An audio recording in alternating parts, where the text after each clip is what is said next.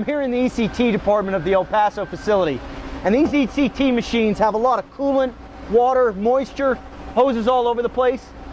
Leviton Wetguard is the perfect solution for these types of electrical connections. I'm going to show you how to wire up the plug and the connector right now.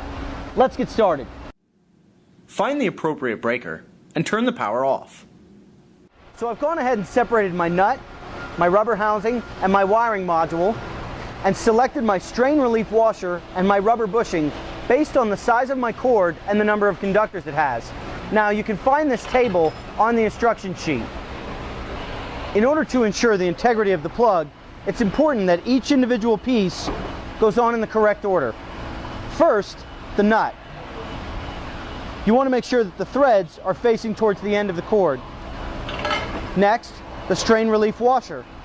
Here, you want to make sure that the circular piece is facing towards the end of the cord.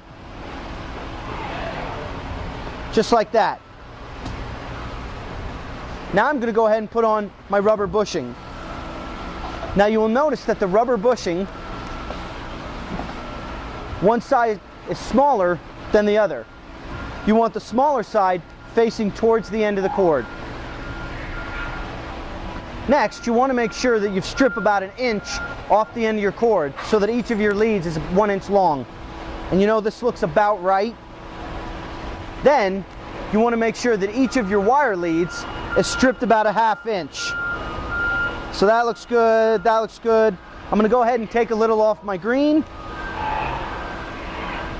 Taking my wire strippers, rocking them back and forth, and there we go.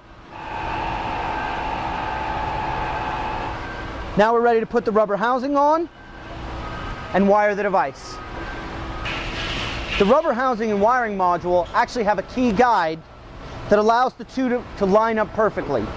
The rubber housing has this notch and the wiring module has this groove, and they simply fit together just like that. Now taking my Phillips head screwdriver, I'm just finishing tightening the screws in my wire module to my rubber housing. Next, I'm going to slide up my rubber bushing up into the rubber housing, move my strain relief washer up to the rubber bushing, and push my nut and tighten it clockwise on the threads. Nice and tight, watertight. The connector is the exact same as the plug. The only difference is that after you put your nut, strain relief washer, and your rubber bushing, you want to go ahead and put your cap on, then your rubber housing, then you go ahead and connect your cord to your wiring module, and that's it. Let's restore the power. So there you have it, my plug and connector all wired up. Plug it in, nice and tight, watertight, Leviton Wetguard.